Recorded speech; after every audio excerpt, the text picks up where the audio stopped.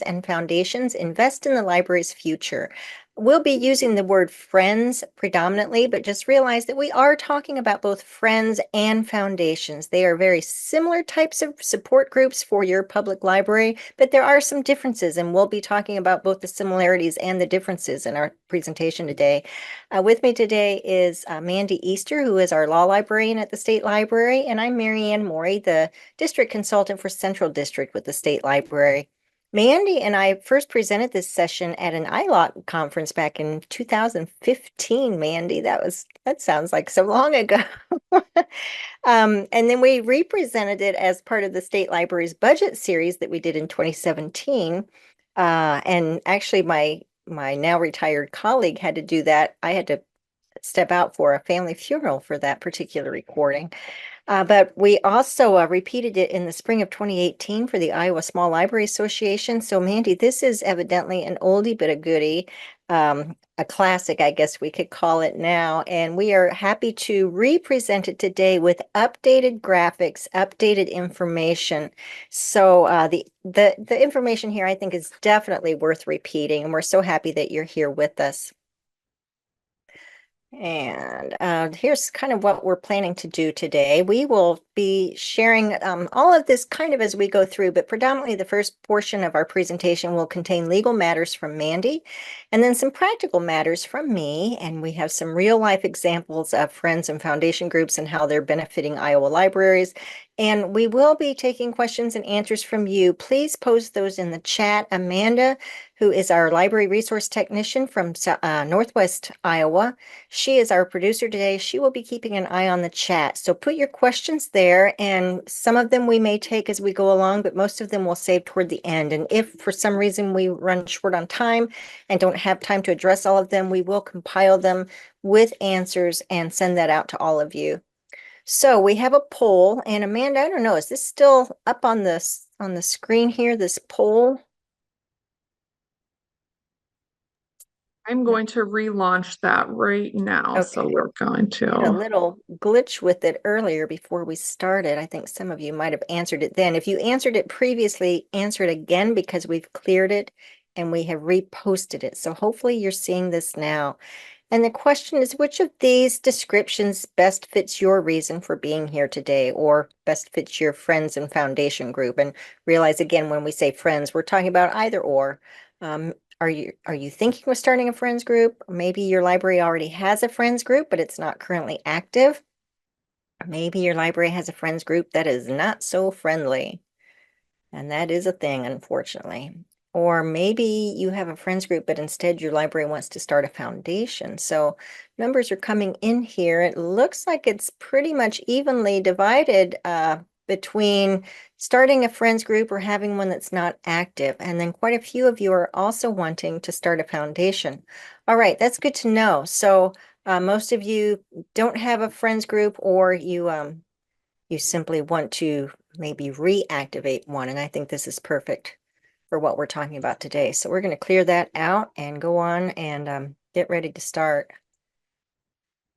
So just a clarification about some of the terminology we're going to refer to and some of the resources we're referring to today. They are coming from the American Library Association division called United for Libraries.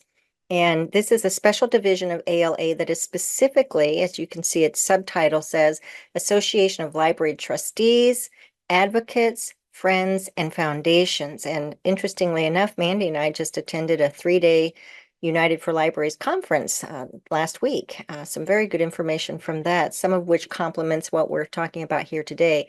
This organization is also known as ALTAF, which stands for the Association of Library Trustees, Advocates, Friends, and Foundations. So you'll hear us possibly referring to this in both ways today. United for Libraries does have a good resource available, even if you are not a member of the organization. It's a toolkit to create friends groups or to revitalize the one you have. There is a URL on the slide, and you will be receiving or have access to the slides once we are done and have the recording posted today. But I would encourage you to access that resource because it is available even without a membership. That that aforementioned resource, creating a friends group, they say they have a checklist of preliminary actions, and one of the things that that resource says is creating a friends group will take some time, energy, and expertise. And I would say that holds true if you're trying to revitalize a friends group too. But the reminder from United for Libraries is this: it's a good idea to do what is necessary to do it right the first time rather than rush into it, make costly mistakes, and spend months or years to come trying to convince those who may have been turned off by a haphazard approach to join the friends group once you have your house in order. I think sometimes some of our friends groups become inactive because people have been turned off by how haphazard things have happened in the past, maybe some hurt feelings. So if that's your situation, it can take some time and some energy to revitalize the group. This checklist that you see here on the slide is one that's in order to start a Friends or Foundation group at your library. And you can see what the steps are there. I'm just going to very quickly skim through these. The first thing you need is people who are willing to undertake some leadership of this. And that task is not for the library director to do. And your director may be involved in helping this with this process, like by providing resources such as the recording of this webinar or the United for Libraries resources that were mentioned, but your director should not be the one who is forming the Friends group. That should be done by a group of volunteers. And likewise, as we'll see in a bit here, your trustees shouldn't be solely responsible for this either. You need to have some kind of an operating agreement between the proposed organization and the library, such as a memorandum of understanding. I think we talk about that in this presentation too. You need to determine the purpose and priorities for the group, tying it to the group's mission statement. And that's so important because oftentimes I field calls from people who say, my friends group doesn't want to do this or that. Why won't they? I'll say, well, does it fit with their mission statement? And you know what? Nobody has looked at the mission statement to even see what they should be doing. So that's an important part. You'll also need to determine the organization's structure as far as officers, executive board members, etc. You have to draft articles of incorporation and incorporate your tax status with the IRS. More about that in our webinar. And if you're going to charge any membership dues, you have to determine those. And finally, you need to develop a recruitment campaign in order to attract, maintain, and continue to grow members. And that's an important component, even if you already have a group. So that's a lot of what we'll be talking about in our presentation today. And I'm going to hand things over to Mandy now. We're probably all familiar with the famous refrain from the Beatles song that says, I get by with a little help from my friends. Friends are becoming a necessary part of life for public institutions as well as for people. Decades of changes in public attitudes toward government spending have brought intense pressures to bear upon library budgets. At the same time, the value of many endowments has diminished to unforeseen lows. In many cases, friends of the library groups, by mounting advocacy campaigns, raising funds from private sources, or providing volunteer labor, have made it possible for libraries to continue services that would otherwise have been eliminated. Many libraries in Iowa have friends of the library groups or library foundations or both, sometimes separately and sometimes together. Here are the answers to some frequently asked questions about such organizations. And if you've watched any of our previous recordings here at the State Library, we sometimes, I can't really say often, but sometimes frequently, we will present the information in the form of our top 10 questions. So we decided that would be a good way to do this today. These top 10 questions are ones that are frequently asked. These are not necessarily in the order that we receive them or the frequency of them, but they're in an order that makes it most beneficial to make sense of the process of forming a Friends or Foundation group. So first up, give us a little clarification, Mandy, regarding what we are discussing today. What's the difference between a friends group and a foundation? Well, the Friends is a membership organization. The foundation is not. The foundation has donors, but not members. Friends typically handle more fluid funds in smaller amounts than foundations, which are viewed as major fundraising organizations. Friends are often volunteers for the hands-on work at the library. Foundations usually have employees who work in an office. According to several sources, the word foundation seems to establish more trust among contributors than simply the word friends. Library friends groups have been in existence for more than 100 years, while the majority of library foundations have just been formed within the last 20 years. Unlike their counterparts, the library friends groups, library foundations tend to be staff-driven. Activities of library foundations are typically higher-level fundraising operations, including annual fund drives for special programs and projects, high-profile ticket events, planned giving campaigns, corporate foundation grant writing and sponsorships, capital campaign fundraising for new and renovated buildings, and major gift solicitation from individuals. Foundations are usually formed when larger amounts of money are needed than can be raised by the Friends group. These funds can then be invested until they are dispersed. So usually the subsequent or related question to that first one is this: can we have both? Can we have a Friends and a foundation group? In many communities, Friends and Foundations operate side by side in support of the same library. However, there are times when having two separate nonprofit organizations supporting the same library can create some overlap in responsibilities and some confusion on the part of the community at large. A model of support which is gaining in popularity is a merged Friends group and foundation partnership that can conduct book sales, author programs, and advocacy efforts, as well as all of the major fundraising activities such as planned giving, major gifts, and capital improvements campaigns. So there are several advantages to the merged model, and I'll let Mandy explain that. Yeah, the most obvious is probably that it creates only one nonprofit organization that needs to recruit board members and file annual papers with the state and municipal governments, thus reducing the administrative overhead required to run two separate organizations. Perhaps the strongest reason for considering a merged organization is how the community at large might understand the library and its support structures. Most individuals will have a difficult time understanding the distinction between a friends group and a foundation. When a donor has to ask, to whom do I write my check? Is it the friends or the foundation? The likely answer may be that the donor will write it to neither. Having just one organization makes it very clear where an individual's financial and volunteer support should go.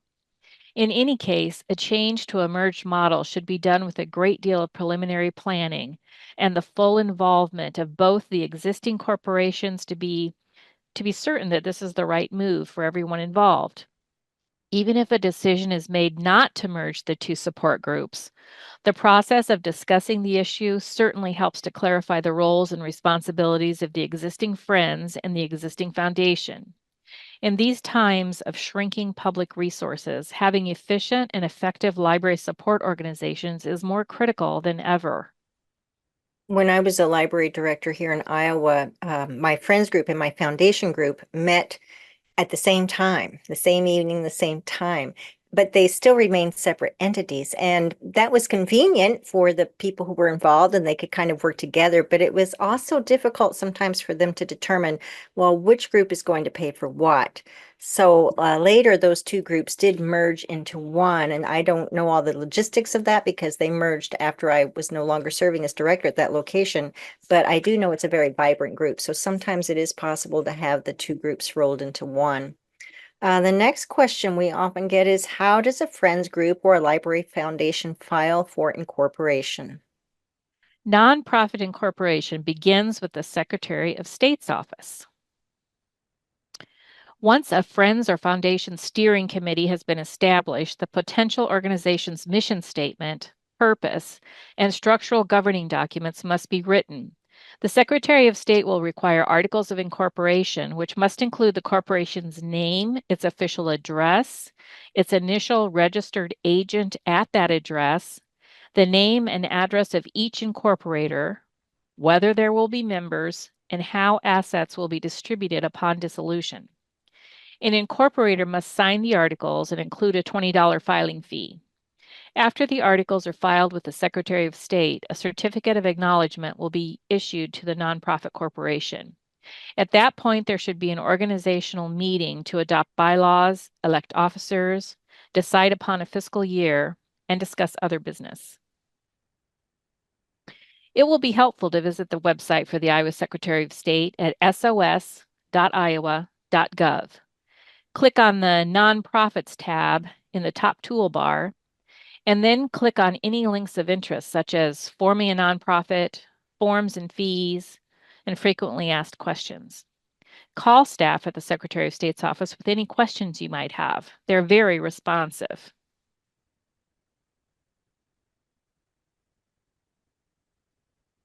I think Marianne gets this question a Sorry. lot. Yes, I do get this question a lot. Do our friends or foundation group, do they have to be a 501c3 or for tax exempt purposes? Section 501c3 of the Internal Revenue Code grants a general exemption from the payment of federal income tax for corporations such as friends and foundations that are organized and operated exclusively for educational purposes. There are two main reasons an organization would want tax exempt status. Number one, it can accomplish more with the money it gets if it's exempt from having to pay income taxes by being able to hang on to surplus funds. And two, any group can raise money more easily if it also qualifies as a tax-deductible enterprise because donors can deduct their charitable contributions. Without such status, why would anyone give to the Friends when they could make a direct donation to the library and get a tax deduction just for donating to a government agency? Many businesses will not contribute to a nonprofit unless it has 501c3 status. So, right there, friends and foundations have cut themselves off from some very lucrative resources if they don't incorporate. It's extremely difficult to raise funds for an organization that is not tax exempt. There are other advantages too. In Iowa, federal tax exemption qualifies an association for a state tax exemption from income, property, and sales taxes.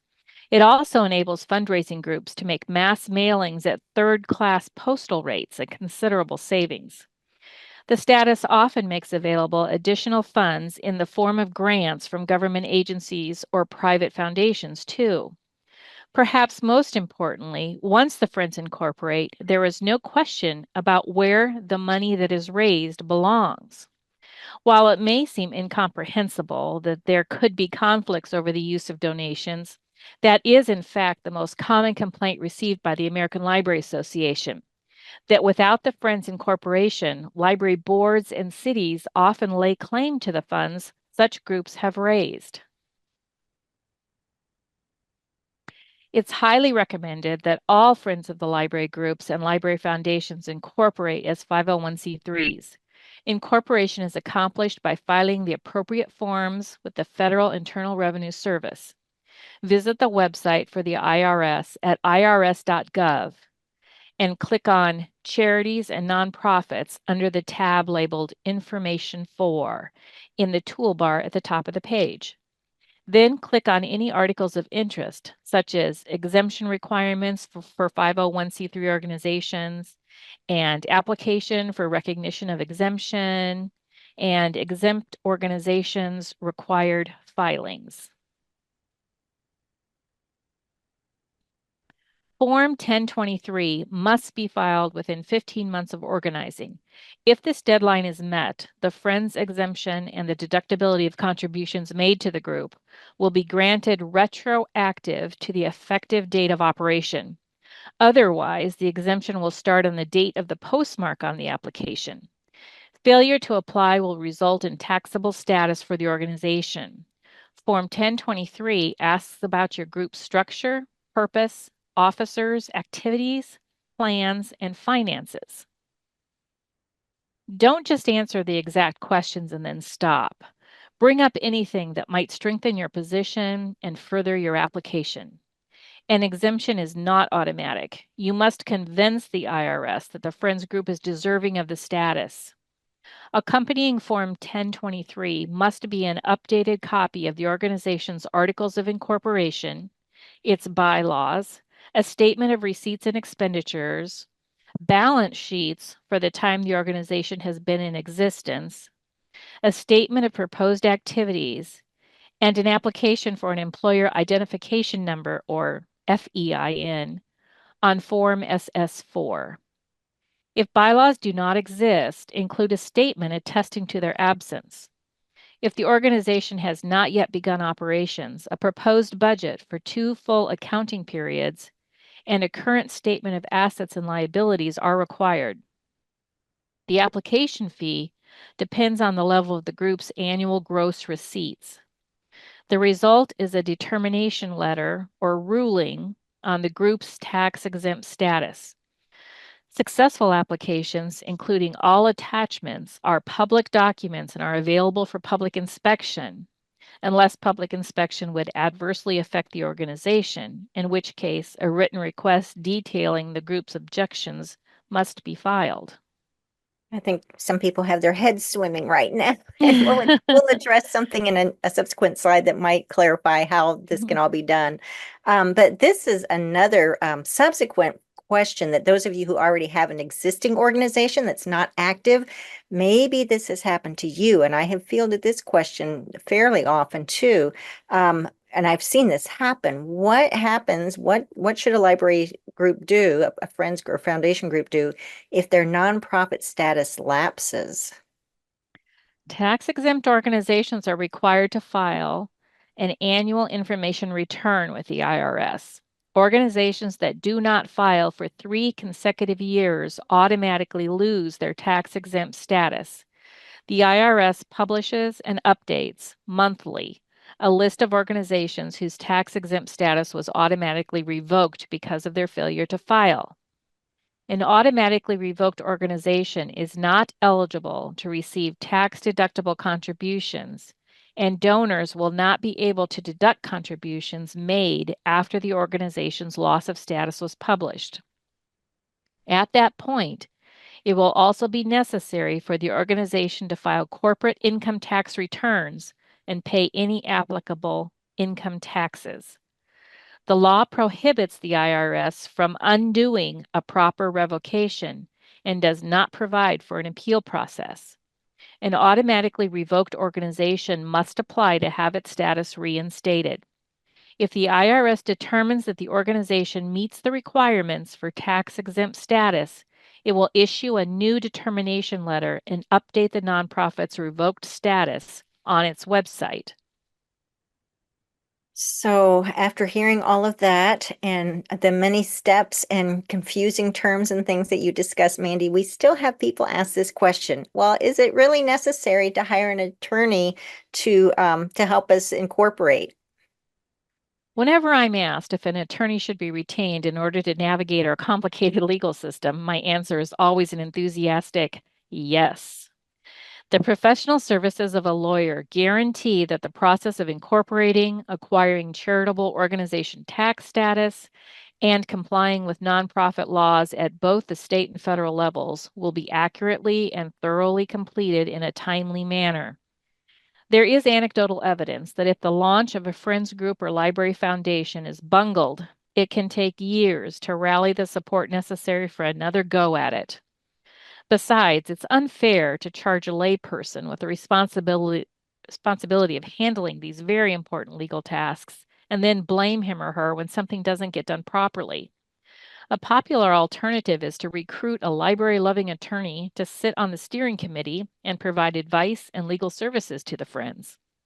If that doesn't work out, ask the city attorney for help or find a local private attorney who's willing to do some pro bono work for a good cause. So question 5, what role should the library's board of trustees play in Friends Group? And along those same lines, a variation of that question is, what role would you say a library board, or what would you say to a library board that wants to begin a Friends Group at its library?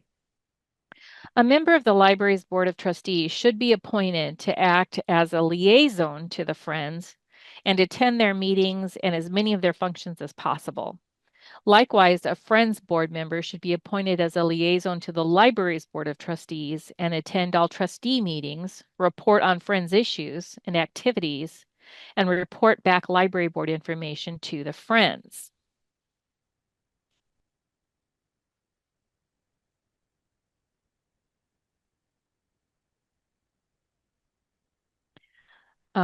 So we also get asked, should trustees also be on the Friends board?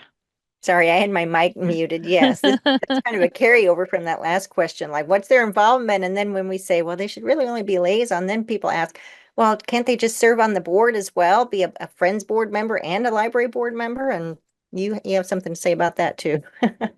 All members of the library board should become personal members of the Friends at the highest level at which they are able to participate. At least yearly, the library board should plan a joint meeting with the Friends board to discuss mutual concerns. This can be done in conjunction with a breakfast or dinner meeting. The American Library Association's United for Libraries division says that library trustees should not also serve on the Friends of the Library board for a number of reasons. It can imbue a single member with more power and authority than his or her peers on each of the boards. There can be a perceived conflict if a member of the policymaking board is also in a decision-making role on the Friends board that helps fund the library's services. And there can be a potential conflict of interest when a policy the Library Board of Trustees is proposing might not be considered to be in the best interest of the Friends. For example, deciding to give discarded library materials to an outsourced agency or proposing the establishment of a foundation for fundraising. Even if your Board of Trustees and the Friends Board are working in perfect harmony right now, no precedent should be set that will allow possible conflicts in the future. Though a library board member may take a leadership role in creating a new friends group and therefore have a decision-making role in both for a while, this should be considered a temporary necessity, and the new friend should elect officers other than library trustees as soon as possible. So once hearing about the board refraining from serving on the Friends or Foundation board, then the follow-up question is, well, what about the library director and staff? Should they be on the Friends or Foundation board? The relationship between the library's director and the Friends group should be characterized by mutual respect, a basic understanding of goals and objectives, an appreciation of each other's individual potential for achievement, and the shared enjoyment of ultimate success. The primary responsibility for bringing about this favorable state of affairs rests in large measure with the positive attitude of the library director. Unless the director really wants a friends group, it's less than fair to encourage its formation. The director should be represented at all friends meetings. The friends group must be made to feel that the library director is an important and indispensable part of its endeavors. This relationship should cultivate leadership by the friends and not dependence on the director. To put it bluntly, cooperation is vital. Without it, a library director can destroy a friends group, and on occasion, a friends group has taken down a library director. By understanding each other and working together, the director and the friends can produce improved library services for taxpayers. Mandy, you said the director should be represented at all Friends meetings, and I know I have been asked previously if attendance at a Friends meeting should count as work time for the director, in other words, paid time of the director duties.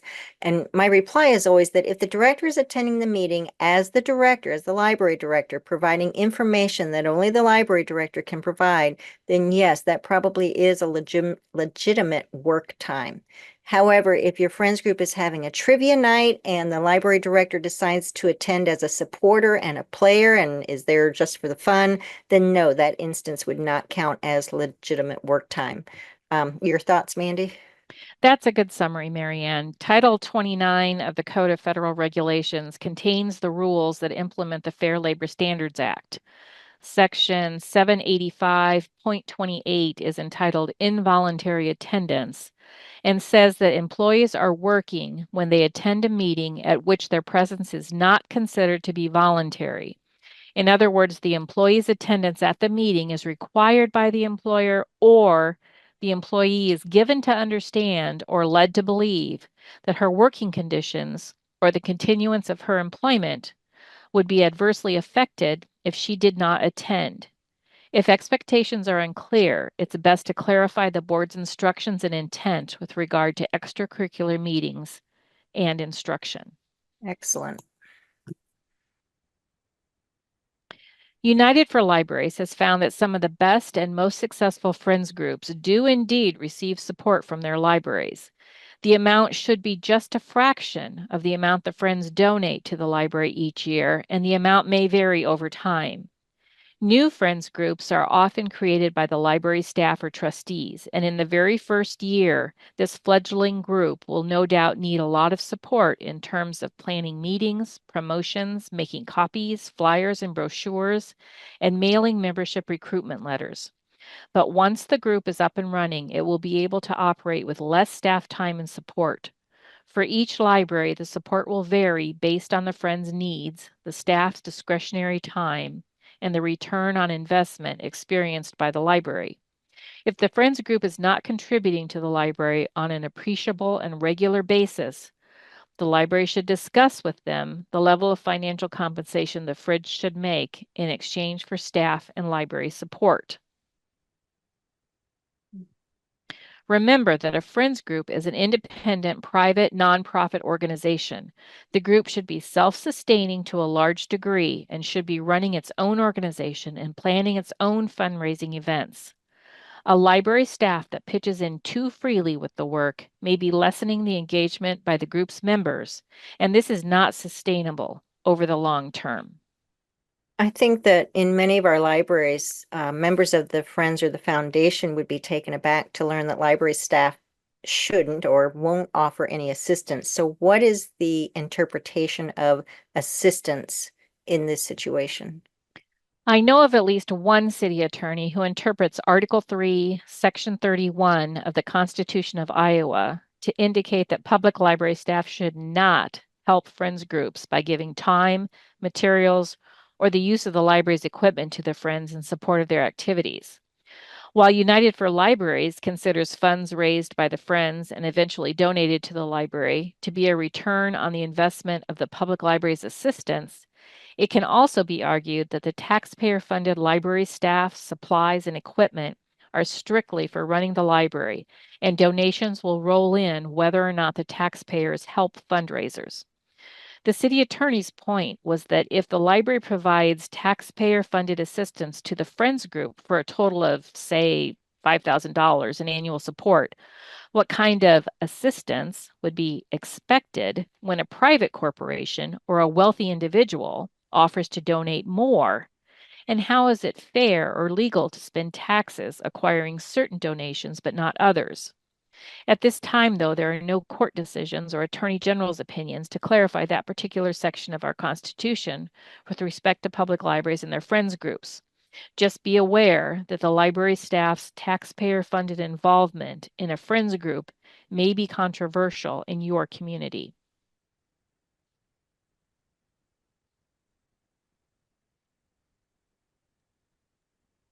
Marianne, you're still muted. I'm sorry. This page shows is taken from the United for Libraries website, and it's a nice one-page document that shows the roles and responsibility of directors, friends, and trustees when it comes to the operation of the Friends group. This document was actually presented or created by the Connecticut State Library, but it certainly applies to any state, and it may prove useful in determining the various roles among your library staff, director, friends groups. So I think it's worth looking at. And that, again, all of the resources we're mentioning here will be available to you after the presentation. Okay, let's move on to question number 7 then. This is another one that we get often. Can the library contribute money to help start a friends group? For instance, could the library give some of its budget to the friends to help pay those attorney fees to get the friends group off the ground? We're sometimes asked if libraries can give seed money to friends groups to get them started. The Iowa Attorney General and the State Auditor's Office have interpreted the constitutional clause mentioned above to prohibit libraries from giving public funds or public property to friends groups. So the answer to that question is an unequivocal no. An extension of that interpretation also makes it illegal for the library to use any of its discounts to order or purchase materials for the Friends group. The library is a public entity, the Friends group is a private entity, and by law, they're not to get mixed up with each other when it comes to benefits of their respective statuses. You all know by now, because we've been over it many times, that even when the library allows the Friends group to have its discarded books and materials, the Friends must pay at least a nominal fee for them so that the library isn't giving public property to a private organization in violation of the law. Mandy, you mentioned something there that I just want to point out again that you said that the library can't use its, for instance, its book vendor discounts and allow the friends to order from that book vendor discount. And I think sometimes we hear about that happening or being suggested at least, and that is not the way it should be done, that the library should order it like they usually do, and then the friends can reimburse the city. So just an Yeah. important Same clarification there goes about for that. same goes for tax-free status. Do not Hmm. lend that to anyone. Yeah. United for Libraries strongly recommends that friends and libraries develop a memorandum of understanding, or an MOU as they're called, so that as the players change, the commitment from both the library and the friends stays stable. There is a sample MOU on its website that suggests tenets such as the library agrees to include the friends in the long-term planning process to ensure that the friends are aware of the goals and direction of the library. The library agrees to discuss with friends how their resources and support might help forward its initiatives. The library agrees to supply the friends with an annual wish list. The library agrees to provide public space for Friends membership brochures and promotional materials. The Friends agree to publicly support the library and its policies. The Friends agree that any and all monies raised will be spent exclusively for library programs, services, and other library defined needs. The Friends agree that the library administration has the final say in accepting or declining any and all gifts made to the library, etc. These MOUs should be reviewed and possibly amended annually. An MOU can come in very handy if problems pop up between the library's administration and the Friends. So this is another big question, and I want to tie in something we discussed at the conference, or we learned at the conference after we finished this little segment, Mandy. But the question is, can Friends and Foundation members advocate or lobby for the library? Tax-exempt organizations have to limit carefully their political and legislative activity, even if it directly contributes to the accomplishment of a group's tax-exempt purposes. If your group's efforts serve to support or oppose legislation or a referendum, you are lobbying, even if you never contact a legislator and merely urge your members through your newsletter to get involved or to involve their friends. The law limits political and legislative activities in which tax-exempt organizations can become engaged because of the economic leverage tax-deductible charitable organizations have. It's not surprising, then, that tax-deductible charitable organizations are entirely prohibited from attempting to influence elections for public office. A friends group can undertake legislative activity, but in a limited way. The IRS recognizes two different kinds of advocacy. The first is called lobbying, and it is when the friends group itself or its members work to influence policy or legislation in favor of the library. Generally speaking, a friends group can spend up to 20% of its yearly expenditures on these activities if their annual expenditures do not exceed $500,000. The formula changes for groups spending more. The other type of advocacy the IRS calls grassroots lobbying. And this is when a friends group works to get the general public to take a specific action on behalf of the library, such as asking the public to, quote, vote yes, or, quote, call the mayor. In this case, the group can spend 25% of the 20% allotted above. Again, friends groups may not advocate, lobby, or engage in grassroots lobbying on behalf of any candidate for office. Check both the United for Libraries website and the website for the IRS to see a list of acceptable political activities for 501c3s. So I guess the answer is like, yes, but to our original question, I just want to point out that it's certainly okay for individual people who are in the friends group to be supportive of the library, to attend their city council meetings, to stay abreast of actions that might impact the library, and to talk with their council members about the importance of the library. And in fact, in that United for Libraries conference we saw, they had a session with a friends member who had successfully helped advocate for the library when the city wanted to shut down the library. So it is a yes, but just realize there are a lot of stipulations pertaining to this topic. Question 9, we're going to breeze along here because we're running out of time. Do we have to submit our financial information for a city audit? If our friends and foundation groups are actually private nonprofit organizations, why did the city ask us to submit their financials for the city's audit?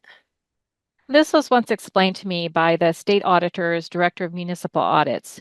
She said that if asked by the city, a library foundation or a friends group is compelled to submit a brief report outlining the basics, just the basics, of its financial resources to the city. Because library foundations and friends groups are dedicated private entities existing solely to benefit a particular public agency, their resources technically add to the city's bottom line. As far as the world of finance is concerned, then, the city has access to these additional monies.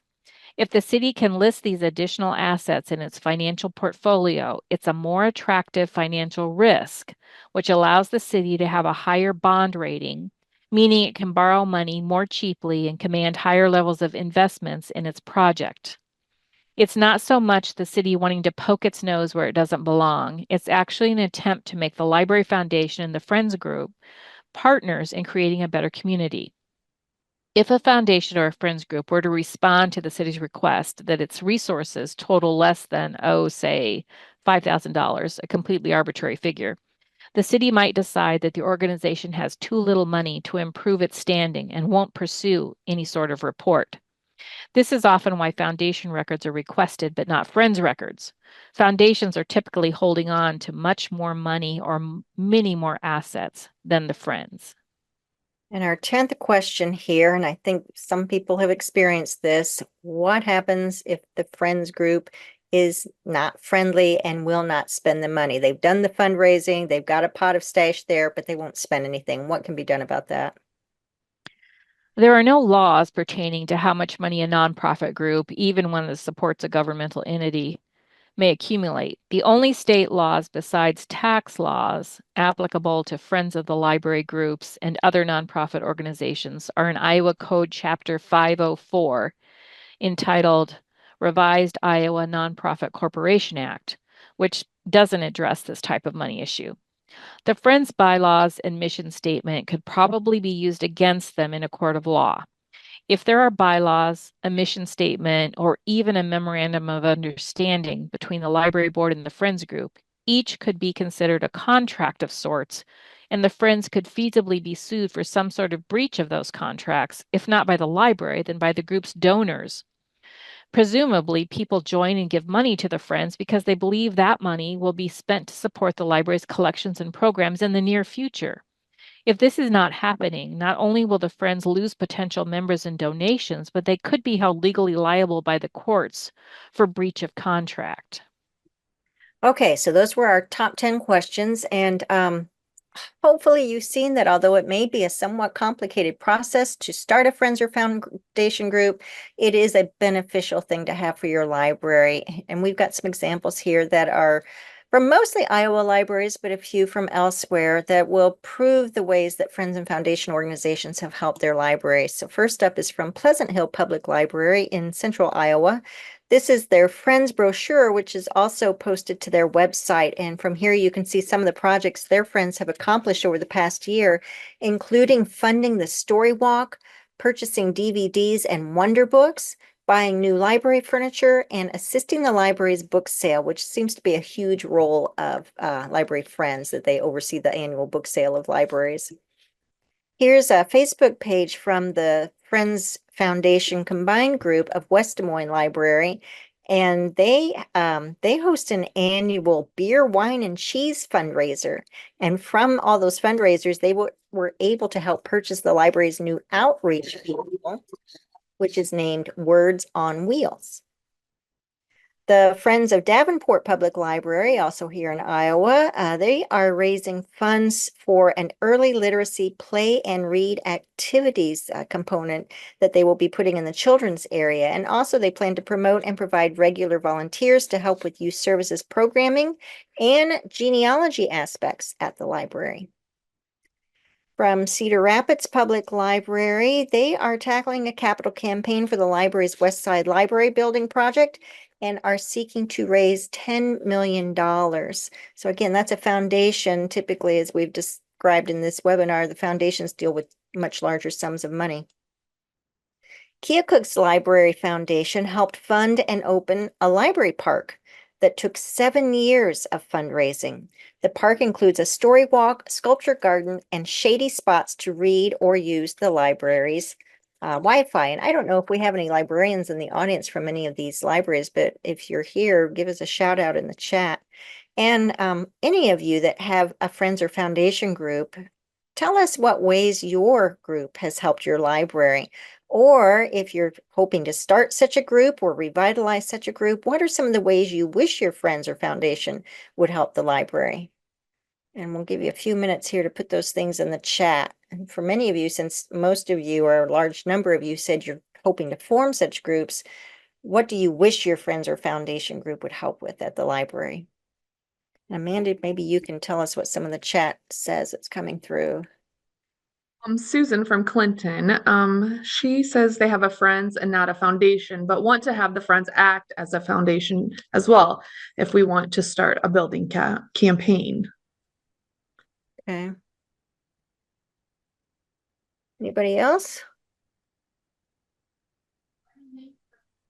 And Susan, I'll just say that sometimes libraries will allow a foundation to raise those larger sums of money because building projects are always quite pricey.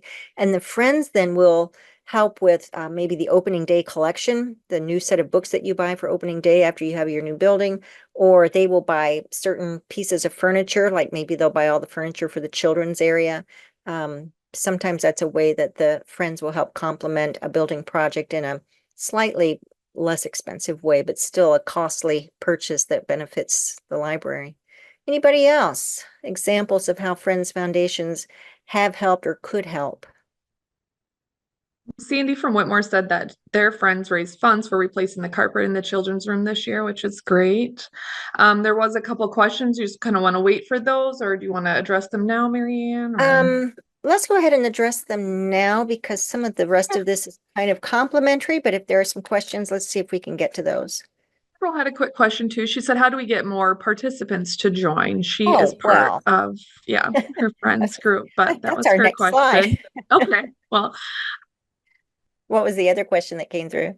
Rachel also had a question. She said, would the friends group take care of all the things on the list of the preliminary actions, or would the friends pay for the fee to the Secretary of State for filing the Form 1023?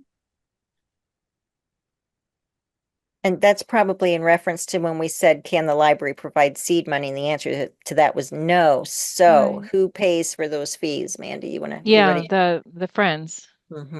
Yeah. So Okay. it's kind of a which comes first, the chicken or the egg. The friends has to have some money so that they can actually start the group, but they can't start the group to do fundraising until they have those funds. So they have to come up again, you'd probably have to have an interested group of citizens who see the value of this and are willing to put their money where their mouth is, and contribute some funds to that. And certainly a library director can contribute funds to that from the library director's own pocket if they would choose to do so, but you just cannot use any of the library proper budget to do that type of thing.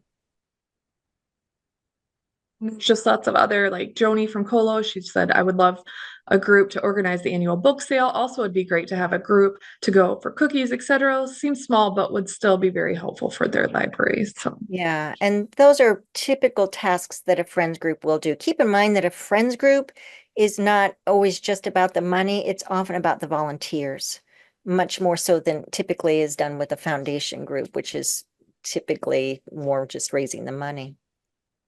So lots of friends groups also, sorry, just chime in just for one more second, have funded like for their furniture, reupholstery. They have allowed for adult programming and children programming, lots of stuff with that, and helping with their summer reading. So a lot of support for our friends groups that they have out there, which is excellent. great to see. Wonderful. Well, let's go ahead and talk about recruitment. That was the next section of our presentation. That ties in with one of the questions that would ask, how can you attract people to a friends group if you don't already have one? Or maybe there was some negativity involved in a previous friends group. How do you overcome that?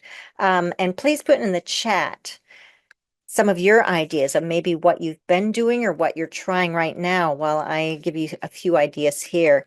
Obviously, social media is a good recruitment tool, and take advantage of any of the social media tools that your library is already using. And if you're not using very many of them, maybe consider a few more, because I recall hearing from a director who had the typical social media of that time, who then went and tried a newer social media and realized, oh my, I am reaching a whole new demographic that I'm not reaching with my previous social media. So whatever the latest, greatest, and I'm not even going to name them here because that so quickly dates what your presentation information is, but whatever the latest, greatest social media that younger people are using, that can be a great way to put out the word of what you're trying to do. And maybe look at some other public libraries to see what types of posts they're making in their social media that ties to their friends and foundations. So you have some good ideas. Obviously, you don't want to just say, we want to start a friends group. Well, the average person off the street probably doesn't know what a friends group is. What's involved in that? What do you need for that?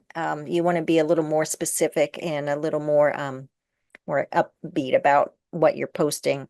Use your library's newsletter. And if you don't have a library newsletter, I would refer you to a session that the State Library presented about collection development, where we talked about marketing your collection. And we also have some other resources available in webinars and whatnot that talk about marketing. So look at those.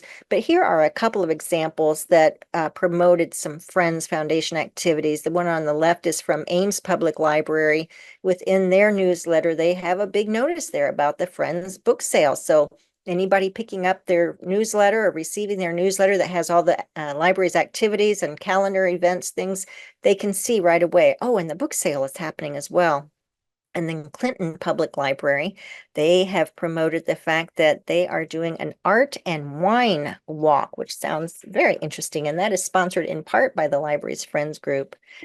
One of Iowa's own librarians, Madeline Jarvis, co-authored the book you see on the slide here, titled All Ages Welcome: Recruiting and Retaining Younger Generations for Library Boards, Friends, and Foundations. And that book is available in the State Library's Professional Development Collection, so you can easily request that book through interlibrary loan.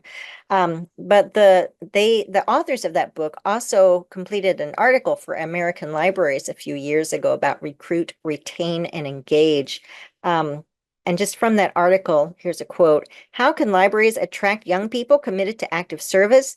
They need to relearn their ABCs: accessibility, buy-in, and confidence. Lessons the authors took from the volunteer firefighters recruitment activities they learned about in a fire engineering magazine." So I will let you access that article online and check out the book from the State Library's collection and read that information for yourself. But I do want to highlight the elements of accessibility from the authors. And those are: make it easy to join. Make it as easy as possible to join the group, and make the group and its purpose easy to understand. So an example of that comes from the Arapahoe libraries. I like what they say about their friends group and what they've done with their web pages. They have several web pages that are accessible through the library's website, but these pages are devoted specifically to the friends group. They have a good menu on the left that has specific volunteer openings. So I tell that all the time when people say, oh, we need library volunteers. Well, what do you need them for? If you put out a blanket, we need volunteers, you're not going to get a response. Most of the time, you're not going to get a response. But if you say, I need a volunteer to help with genealogy work at the library, oh, somebody loves genealogy, they jump on that opportunity. Or I need a volunteer to spend 2 hours a month to do whatever, to help with tech services. I need a volunteer to come out once a month to weed our flower garden. You be specific about what you need, and that will often attract people. Also realize that many people of all ages, but especially younger generations, are much more interested in what's known as gig volunteering, GIG, gig volunteering, meaning short-term options. That 2 hours a month, I can do that. Once a year working at the book sale for 3 hours, I can do that. I can't sign up for a 6-year commitment.